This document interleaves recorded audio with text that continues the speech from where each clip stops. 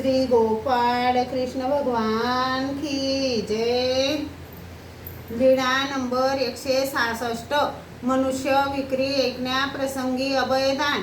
एके दिवशी सर्वज्ञ जेवण झाल्यानंतर बाहेर गेले व श्रीच्या पूर्वेकडील खांबाजवळ डाव्या श्रीकराने खांबावरील आडव्या लाकडाला धरून पश्चिमाभिमुख उभे होते। जवळ साधा होती, बाईसा विडे करून देत होती। कोण्या एका प्रसंगावरून सर्वज्ञांनी म्हटले, साधेव, एका देशात असे आहेत, तेथे तुर्क लोक माणसांना धरतात। तिने म्हटले, जीजी, माणसं कशाला धरू देतील?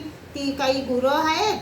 सर्वज्ञ म्हणाले, साधेव, धरून नेतात, कानाला छिद्र पाडून त्यात दोर शिरतात, लहान तेवढे गुलाम करतात, मोठ्या माणसांना गळ्याला दोर बांधून नेतात, चांगली चांगली विकतात, इतरांना नोकर चावकर करतात।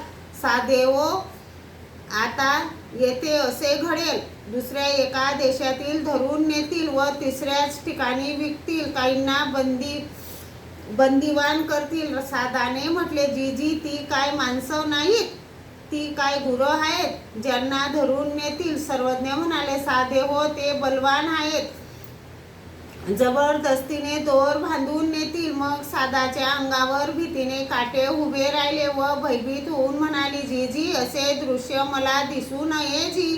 सर्वज्ञांनी अभयदान देऊन म्हटले, साधेव, तुम्हाला असे दृश्य दिसणार नाही, तुमच्यावर तसा प्रसंग येणार नाही, न भिया हो साधेव, तुम्हा वरी येथोनी वाजत वारा धरी जैल।